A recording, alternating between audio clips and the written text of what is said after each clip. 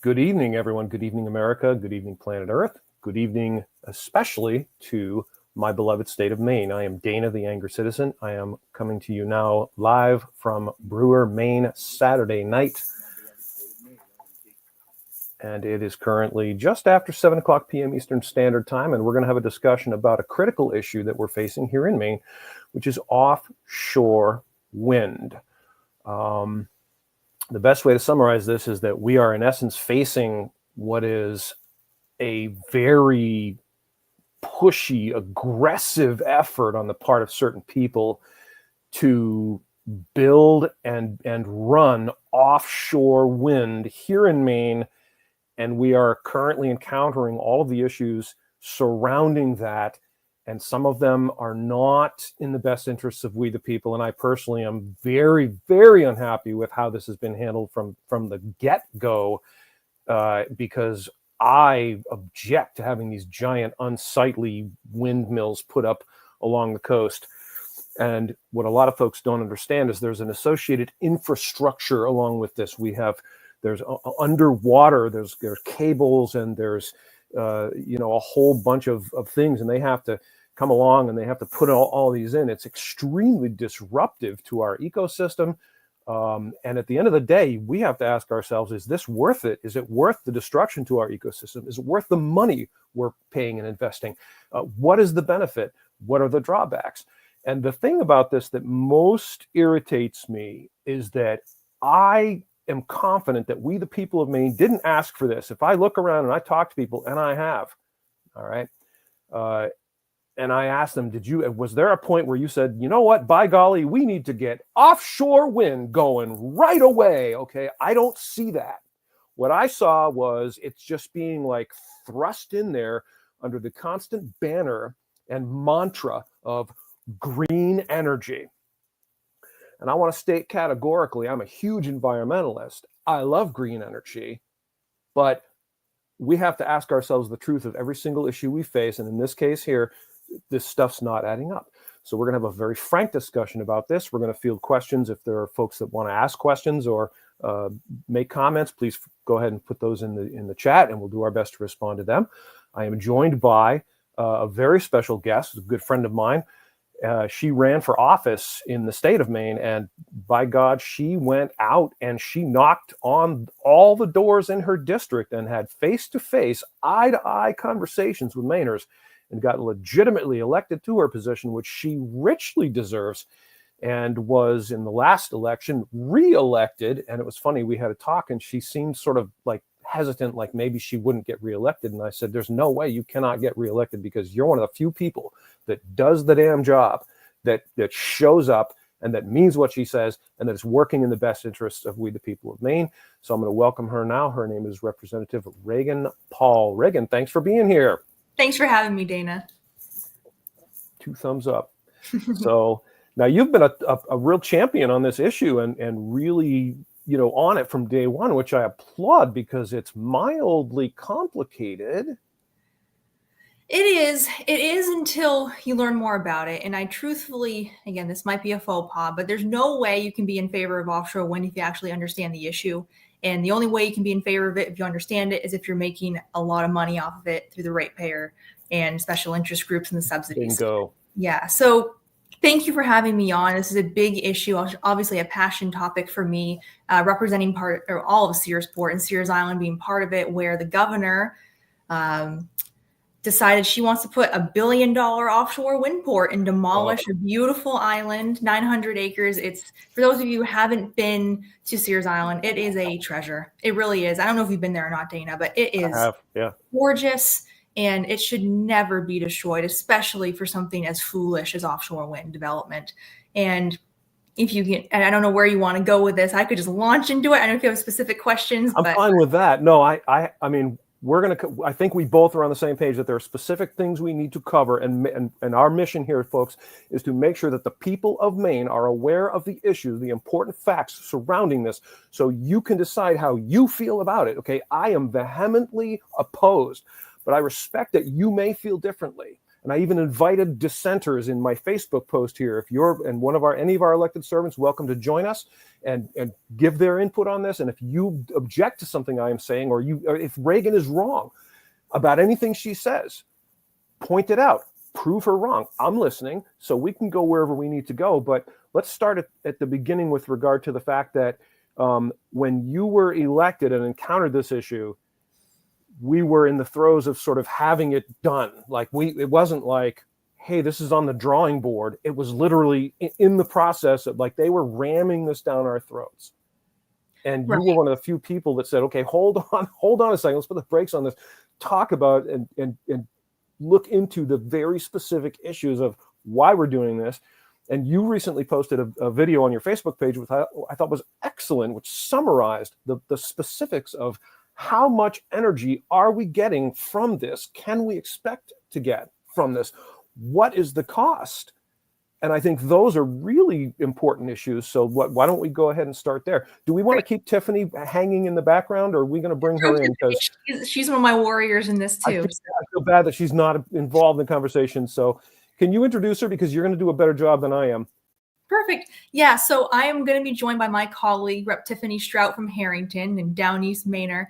She is a warrior in the offshore wind fight. She sponsored different legislation trying to protect our coast from these monstrosities. So she's right along same wavelength I am. So I'm glad to be joined by her in her first podcast ever. So this is very exciting. Yes, welcome. Thank you for having me. Tiffany. It is definitely a passion because of the coastal communities and the fishing industry and the things that pertain to making sure the state of Maine runs, but also where I am in Washington County. So thanks for having me. Very, very welcome. So Reagan, go ahead. All right, just launch off. So I guess probably it makes sense to me. We start where we are and work backwards. So for those of you who don't know, on Trump's first day in office, he submitted a piece of legislation, but executive order halting any new offshore wind development anywhere in federal waters, which I applauded his efforts on that. And Maine, when they saw his executive order, they thought, well, who cares what he said? We're going to keep trudging along with this headlong into it. In California, which again, I will never advocate we should follow California in anything, but this one specific instance, they actually had an iota of common sense. And when they saw the executive order Trump released, and also in that executive order, it canceled any new leases or prevented that from happening, but any existing leases that are already permitted and leased, they would be put under review and can be subject to being revoked. But when California saw that, they said, well, this is a kneecapping and a mortal wound to our offshore wind plans, especially in an industry that is so reliant on federal and state subsidy. So coming back to Maine, they're just going to keep pushing forward in this boondoggle, or we like to call it a dune boggle with the sand dunes they want to destroy on Sears Island. That was a term coined by Senator Grahowski, so it's a dune boggle. But coming back to Maine, what they want to do in the state of Maine is put a research array of floating offshore wind in the Gulf of Maine. And offshore wind is horrible on its own, but floating offshore wind is a behemoth of another degree. The platform they want to use in the Gulf of Maine is called a Volturnus platform, developed by the University of Maine. And for those of you who don't know, the turbines they want to throw in the Gulf of Maine for the research array are 1,000 feet tall. So they're going to be about Eiffel Tower size. The platforms each are 10 stories high, concrete platforms of football field size and length. These are gigantic structures. And for those of you concerned with climate change and carbon emissions, do you know how concrete is made? I mean, let's just put that out there. So they want to put a research array out there. And last October, there were 8 lease areas put up for bid, and only 4 of them were actually bid on. The 4 that were bid on at the bottom barrel price of $50 an acre. So our ocean, about 440,000 acres, were leased at about $50 an acre. So that was grotesque on its own. So coming back to Maine, that was what happened with that and the platform they want to do. But coming back to Sears Island, in my district, is part of Searsport, and that's part of Searsport. The Volturnus platform is the only reason why Sears Island was ever looked at for the port development, because of that structure and the depth needed for that kind of platform. If they had used modular designs like other states and countries have used, that could be deployed off any existing port. So they want to build $1 billion port and destroy an island that is beautiful. And for those of you concerned with carbon, emissions, it's, what do you think forests do? They're natural carbon sequestration, utilization, and it's a mess. I mean, the state of Maine, they want to push forward with this, even along with what the federal government is already saying, with the Trump administration saying they don't want to invest in this. So there's no federal funds coming down the hopper. State is broke. I mean, Tiffany knows this. We can sit and listen to the budget. I mean, we are broke. Even if we wanted to fund this, the port alone is $1 billion. We'd have to drain our entire rainy day fund. It's not happening. And as I've said, with the pitiful $50 per acre investment, there's no private investment really looking at this. And if they see where the winds are blowing, so to speak, they're not going to invest in this either. So it's time for Maine to see the writing on the wall and pivot away from this destruction. But I don't have faith they're going to do that, because the GEO, basically, Governor's Energy Office representative in front of the EUT committee I sit on, basically came out and said, this is part of our pathway to 2040. We have to keep putting 3,000 megawatts worth of offshore wind in the ocean. So they're not seeing it yet. But I don't know if you want to interject yet, Tiffany, but wherever you want to think. I was going to say, I'd love to hear Tiffany's take on this, because I can see the brain spinning on this. Go ahead, Tiffany. You have the baton. Yeah. No, I started getting involved. So a little history. My son is a fisherman. He's 17. And so he really follows all of this stuff and keeps me informed. And we started hearing about all the whales, right? And the concern of the whales and the regulations that were going on all the fishermen and all of this. So I started attending those meetings, and I went to Portland and spoke, when they were doing the NOAA community interest meetings that are check boxes, really for them in BOEM. And for me, what really is a lot is the hypocrisy that comes along with all of these projects. And related to the fishing industry, it's, ropeless gear and weak links and all of these things that are put upon the people to try to get them out of the water. And then you have the environmentalists, the Audubon Society thinks it's great, and they're putting these in the flight path of birds that nobody talks about, the amount of birds that are going to be killed in these flight paths. And then they talk about, making sure the whales aren't tangled up in fishing line. Well, when you have floating turbines, you can't bury the cables. It's impossible because they move. So every time the tide, the waves, these cables are bouncing in the water, right? Or they're ripping out of the ground. So you're going to have a spider web of cables going through the ocean in order to connect them and go to land. Now, I don't know much about whales, except I'm pretty sure they can't swim through a massive spider web of cable, right? So, it's pushing the environmental stuff and really putting restrictions on the livelihoods of people that are stewards of the sea in order to get ahead with their own green agenda, which is just, it's really maddening for me. Well said. Perfectly said. So for me, as a Mainer, I categorically and vociferously reject the entire premise unless it can be brought to me and shown to me that it is completely environmentally safe, no destruction to my beloved coastline. The coastline of Maine is gorgeous. It's beautiful. And to think that they're going to do this because supposedly, we need this energy. Well, folks, that is not correct, okay? We all want less pollution. No one I know wants pollution. No one I know wants to see whales killed by debris put in the ocean by man.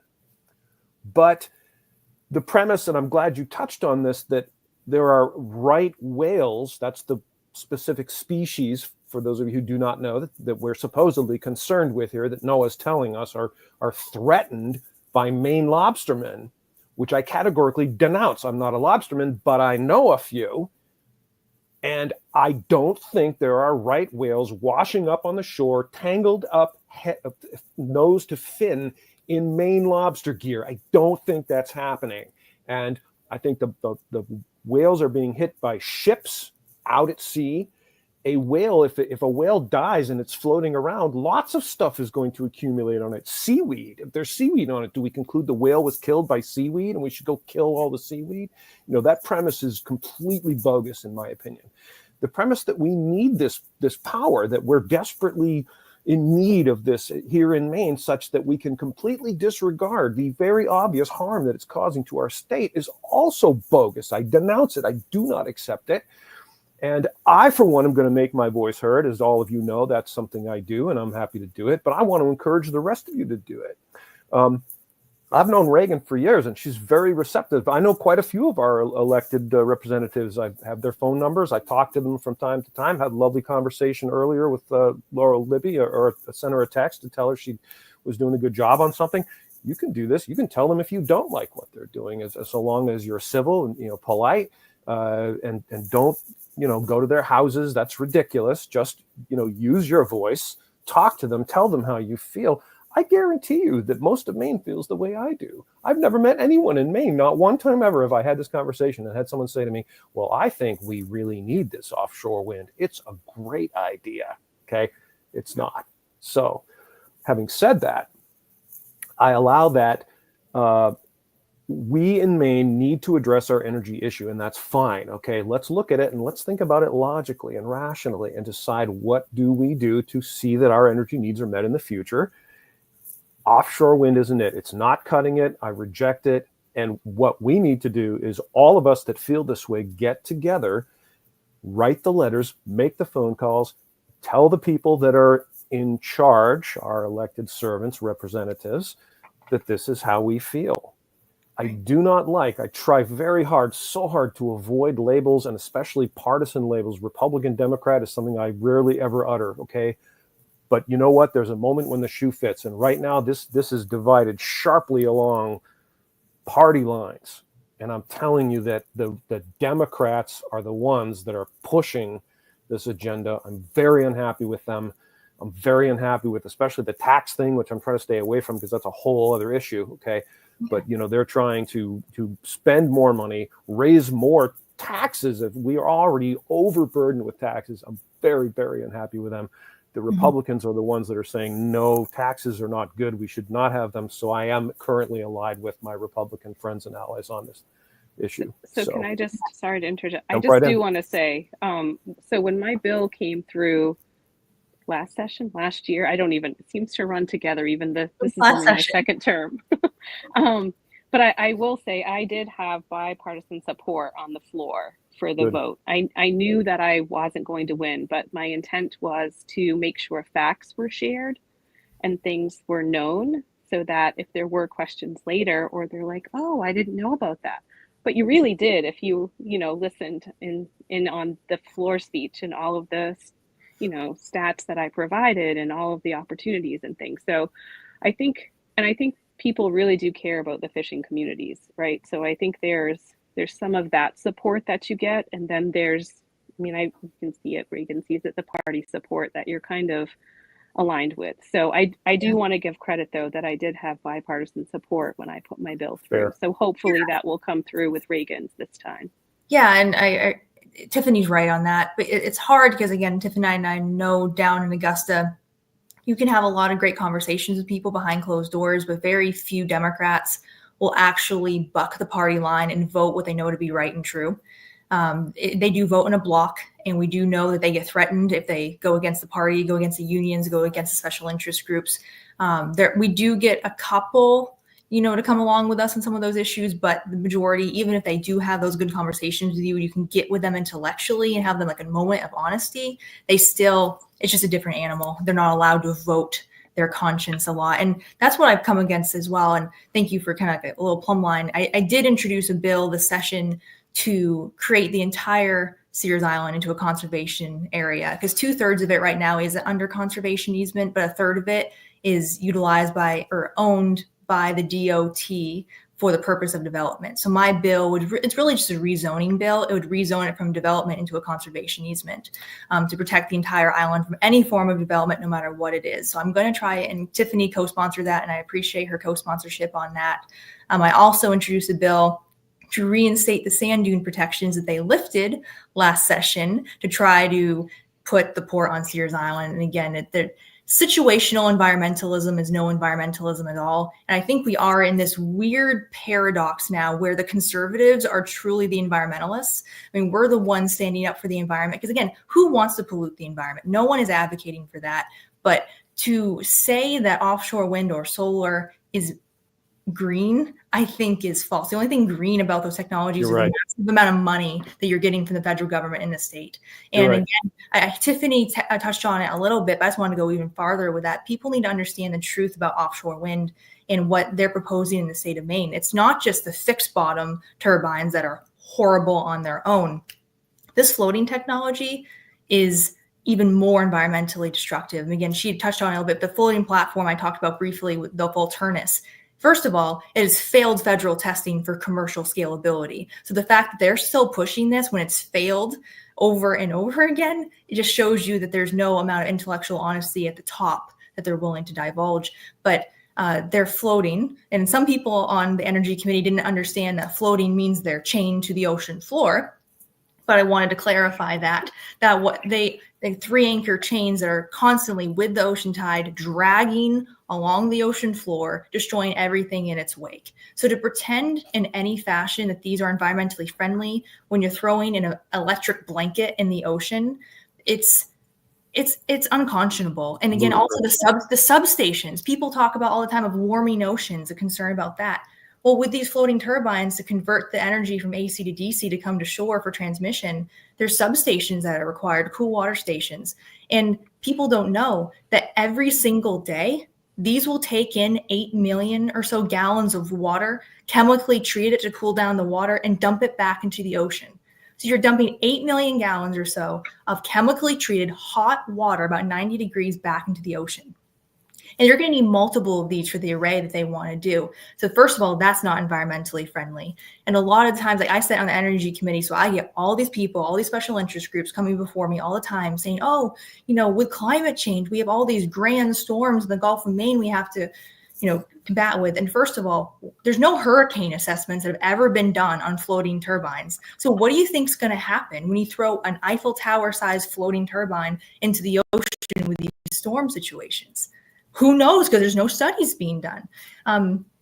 This whole thing. We can guess. We can speculate about how that would work. Common sense can prevail on that, absolutely. And it's incredibly frustrating to me because the people who claim to care about the environment are the ones advocating for its destruction. And what I've come against too is a unique situation. I know Tiffany feels a little bit in her area as well. The politics of it all can be very frustrating too, because like with my bill to protect Sears Island and the sand dune protection, there's a lot of community support. Don't get me wrong. It's bipartisan, and it's been really encouraging that some people are able to see beyond the partisan divide and just do what they know to be right. But there are those who have such a derangement when it comes to Republicans that they can't even comprehend backing a Republican-led bill to conserve an island. It's hard because people have, for a lot of reasons, a whole other conversation we can have for another time, have allowed those political divides to blind them what they know to be right and true. And I can work with anybody if we're working toward the right thing. And I hope the truth can prevail and we can have some unity. I think it's a chance for unity. What the government has meant for division, I think can be used for unity in a lot of ways. And I hope that happens. But we also know the political reality. We know, again, being on the Energy Committee, we had a briefing a couple of weeks ago from the governor's energy office with a pathway to 2040 report. Again, how they want to be carbon neutral by 2040 through energy generation.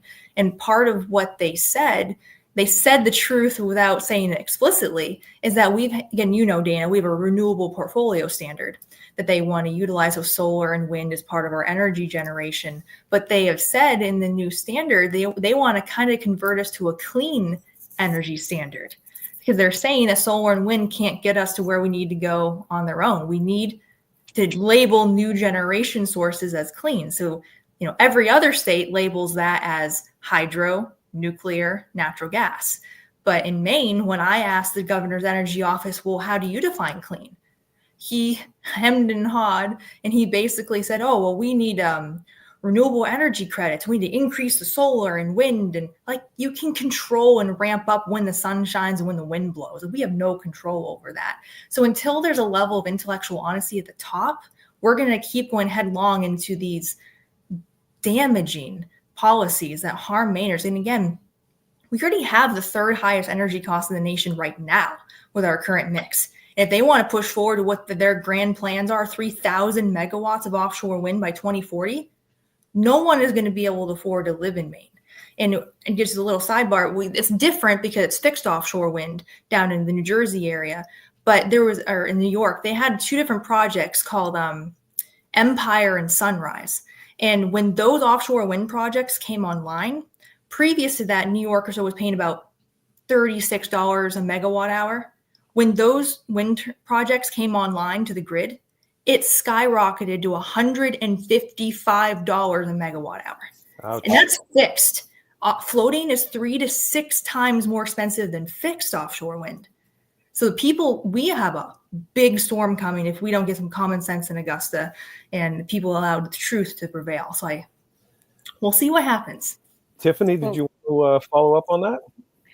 Yeah, sure. Oh, well, mine was just more of the environmental. I love the environment. I love, beach combing. It's like my favorite thing to do and have this, look out at the beauty. But some of the other environmental concerns, I mean, there's been studies done in Europe of how the cable emissions cause deformation of lobster larvae, right? And then we just had the big amendment coming through to change the gauge of the lobsters because they want to keep the stock. So, where are we going with those correlations, right? We can deform the larva with cables, but fishermen can't maintain the ocean knowing, what to catch. And the other thing is, speaking of storms, I mean, we know in Nantucket, the blade broke and the wind wasn't even blowing, right? So all that debris went into the ocean and will be washing up on the beaches for years to try to get that cleaned up. So that's the other thing people don't talk about is the cost associated with removing these things when their lifetime is gone. I mean, I live in Down East Maine and we just had 38 600 and something foot turbines put on the blueberry barrens. And the definition of barren, right? There's nothing there. But now we had, deer paths, and now they had a cement plant built, and now they've got 38 turbines. You know what I mean? Like, it's hard to look at the area that we're turning into to sell our beauty of a state with stuff that you can't get back for generations at a cost that still keeps our electric rates rising here as Mainers. So I don't know what the stopping point will be besides people speaking up and refusing to pay their bills. Well, people speaking up is, and I'm glad that you said that, because that is what will get we the people where we want to be, which is, first of all, we're taking the first step now. We bring people information. This is the truth about this issue, folks. Okay, they're putting up these giant unsightly windmills. There's a huge infrastructure. It's expensive. It's toxic. It's not cost efficient. They're presenting it like it is. It is not. It's going to drive up our electric bill. Let's not pursue this. Let's say this isn't a good idea. Maybe we should rethink our approach. And the only way this happens is if every single one of us in Maine picks up the phone, calls your elected representatives, tell them your opinion on this, especially if they're, in favor of this or fueling it, and say, I do not favor this. I oppose it. There's got to be a better way, better solutions.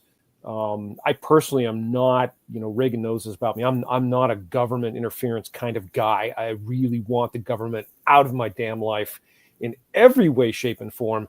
I look for, and people say that, corporations are evil and capitalism is evil. No, it isn't. It can be like anything else. But at the end of the day, it should be consumer driven. I'm buying electricity and I should be able to buy it from whoever I want and work out whatever deal I want, just like I bought my phone service from a particular provider and I go to the grocery store I want to go to and I got my insurance from the company that I wanted to get it from. I don't need the government in my life telling me, how to buy electricity or who's going to provide me with electricity. And if we, the people, all decide that, A, we want a green environment, I'm not saying overnight, but we look toward those solutions, and B, they have to be responsibly offered and authentic, then we will see progress in that direction because it will be automatic. And if we buy toxic products, they're going to keep making toxic products. If we allow them to put these things out in our shoreline, they're going to keep doing it, and we're going to keep paying it with our tax dollars. So if you want it to stop, you pick up the phone, call them, let them know. So like I said, I've talked to Reagan many times and tell her about issues. I've talked to various other of our elected representatives on the phone, tell them what I think about things. It's easy to do. You can do it, and we should. It's our duty. It's our civic duty to do that, folks. Definitely. And I think public input is important. But the other thing, I never want to, there's always hope. So I want to tell people not to be discouraged, but there's also the political reality we have to face too, in that we need like-minded people down in Augusta as elected representatives that have your best interests in mind. I mean, there have been so many bills. I mean, Tiffany knows it very well, sitting there for hours, multiple bills passed that hurt the Maine people one way or another. And there are Democrats who know better. I mean, they're not stupid. They understand, some of them understand, I think, the impacts of the bills they're voting on, but they vote party line. And there's a stranglehold on the Democrat Party from special interest groups like the solar and wind companies. I mean, there's been so many times, like my bills I put in last session to support nuclear energy and explore what SMRs could mean for the state of Maine, small modular nuclear reactors, and just have an information request.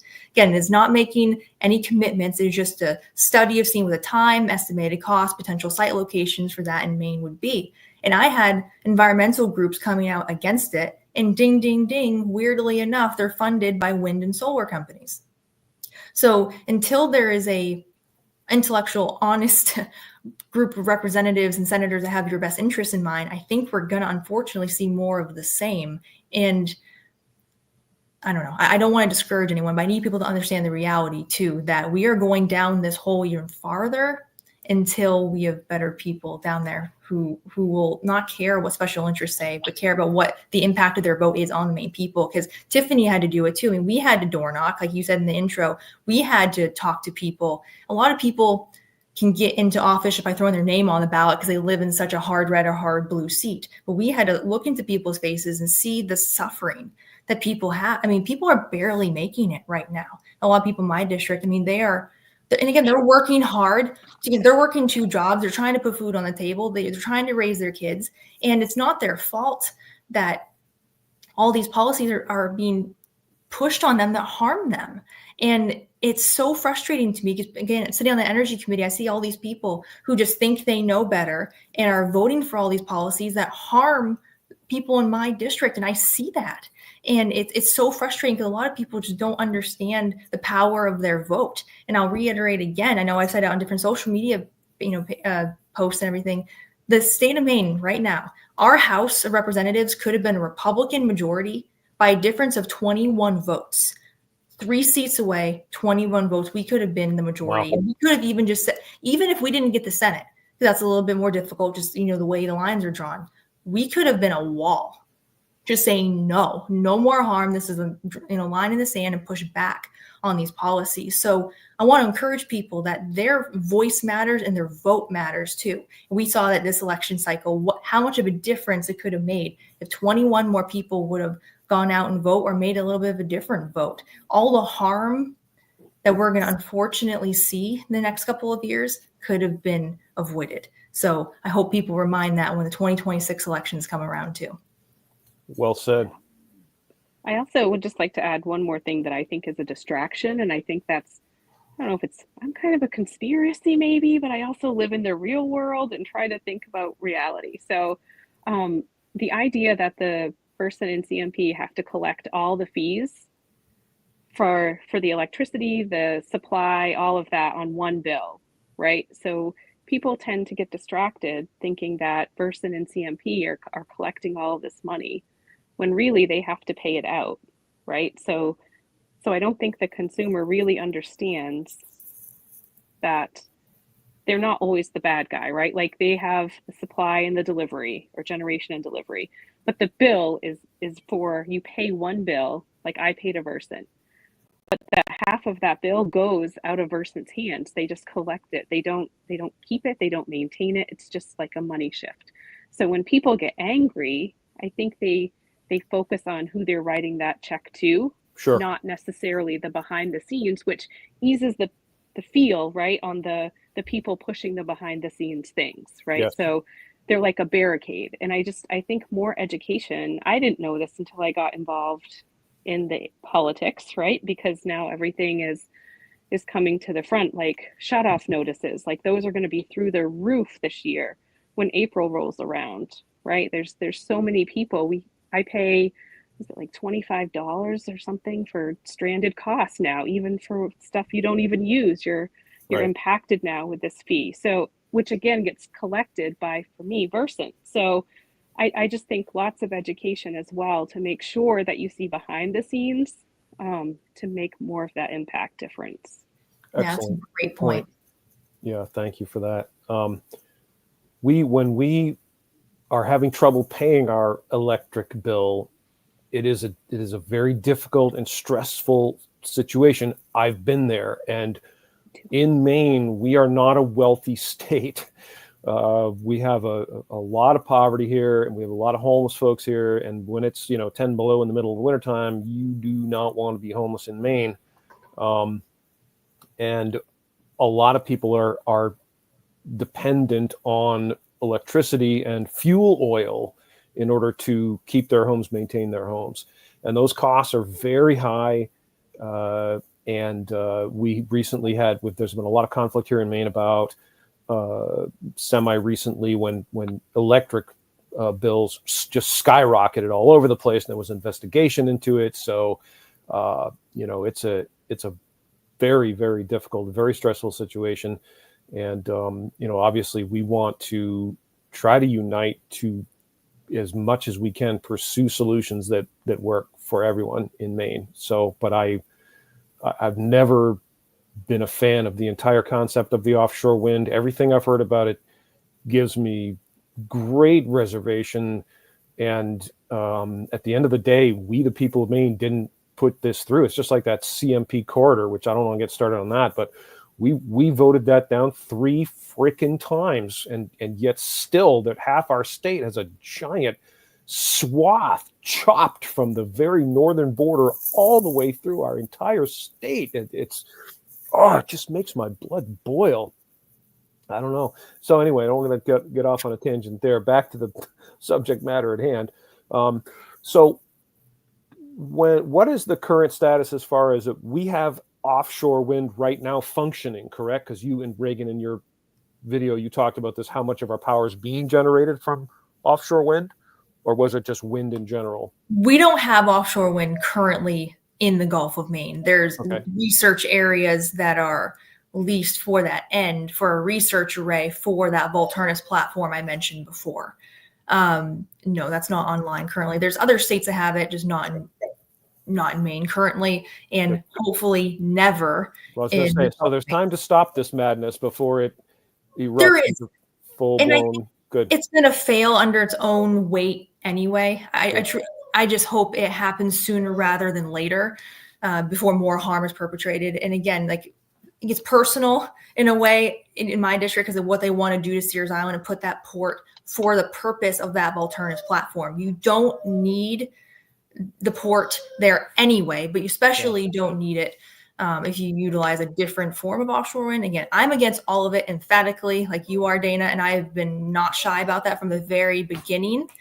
But it's no, I think we can stop it. I don't think Maine's going to do the right thing on their own. I think, again, like I said before, federally, you're going to have to drop, the hammer will have to come down federally. Sorry, my dog's trying. Aliens landing in the background? No, my dog decided to make an appearance. Sorry. Love you, Cosmo. All right. No. Oh, good. Where was I? No, I think Maine, again, has proven it's not going to do the right thing for the ratepayer, not going to do the right thing for the state of Maine until they're forced to do so. So federally, they're going to have to, again, I hope Trump and the administration just nixes all the funding. And the letter that Tiffany and I co-sponsored, and I wrote a letter to the Trump administration and Secretary of the Interior Burgum, along with other co-sponsors from the Maine Senate and House, to encourage him to go farther than his executive order and not just can't, prohibit new leasing and review the existing leases. We want him to end them all, stop the conversation, end it all. And again, that's being worked on. We'll see what that was a good letter, and I'm going to link transpired. that in the comments, folks, Yeah. so you can read the letter yourself. And here's what I would recommend to all of you out there. Okay, I've said many times, I'm very vocal. I'm loud. I don't care. Condemn me as you will. I voice my concerns, and a lot of times I make them public. If you like what I say, then you can just take my words and you can use them and just say, this crazy guy Dana in Brewer, Angry Citizen, wrote this, but I agree with what this guy says. Reagan's letter is very solid. So what you want to do is print a copy of it. And I mean a physical mailing, folks. There's great power in getting an actual physical letter. Let me show you something real quick. Sit tight for 1 second.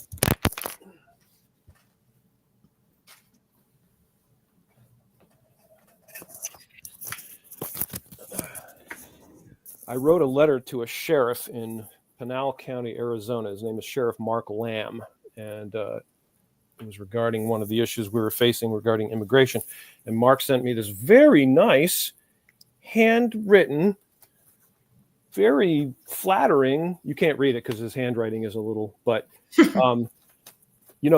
this makes a difference. This is what I'm trying to say to you, America. This makes a difference. Your phone calls, your emails, your letters especially have power. When you write it with your own hand and you give that to someone through the mail, you're saying, I've taken the time to write this. This is how I genuinely feel. So you print a copy of Reagan's letter and send it to the White House. I'm as serious as a heart attack. What if they got 1,000, 1,500, 10,000 of these from Maine, right? Going to wake up and see and pay attention. And that's when we, the people, win. That's what we see happening right now. I had no idea you were going to mention Mark Lamb. I actually know Sheriff Lamb. Get out. I did. I met him this past year down in McAllen, Texas at a border school for legislators, and he was one of the presenters. So and that was so cool. I didn't know that. He's awesome. He is. He sent me a wonderful patch too. I have a pin to my wall, so I can't. I have a patch too somewhere over here. Yeah. Oh man, and he's a real nice guy, and he's he's definitely like he did. There's a BitChute video that I got of him at one of the conferences he was doing years ago, back when the whole scamdemic started out. And he's a stand-up guy. He's taken a lot of criticism, but he's one of the few sheriffs in the entire nation that spoke out against the atrocities of the scamdemic. So God bless him for that. Well, I mean, anyway, so you can write, folks. Write to Reagan. Tell her good job. I do. I just text her and I say good job. Keep up the good work. It helps. I won't speak for Tiffany. And first of all, I appreciate you always reaching out, Dana. You just know exactly, the Lord leads you to text at the right time. And it's always very encouraging. So I appreciate that, because we get a lot of people reaching out who say some not so nice things too. So it's nice to hear some encouragement on the other side too. So if you ever are inspired to do that, it does make a difference. And it's good to know, again, people working hard for you down there are not forgotten, and that their work's appreciated. I think that can be an encouragement, especially the long nights when we're going to be down there pretty soon. The 2 a.m. votes. It's good to have your spirits buoyed a little. I'm blown away at what you guys do, considering the crappy pay, the crappy hours, the crappy conditions, the insults and ridicule and mockery from the morons and the jackals and the low-level demons. I'm impressed that you guys do what you do. So thank you. I appreciate you. I know a lot of other people in Maine too. I've talked to them. So we appreciate you. And I know Tiffany believes this too. I mean, we love our state, and it's worth fighting for. And it doesn't have to be this way. It's been a series of bad choices that have led us to where we are, but it's going to take time to work our way out. It took time to get here, but I have hope for this state. I mean, it's where I was born. I'm a born and true Mainer, and Same. Truth wins. We're on the right side. Truth is on our side, and we know how it goes in the end. We just have to keep doing the right thing for the right reason, and let them fall where they may. 100%. And again, how you mentioned about Mark Lamb there, receiving criticism, and I always think of and get encouraged by the Winston Churchill quote. I'm paraphrasing, but basically he said, if you have enemies, good. It means you stood up for something once in your life. So I think if you invite criticism, I think you should if as long as you're doing it for the right reasons and honoring your oath of office, your constitutional, responsibilities, I think you wear it as a badge of honor.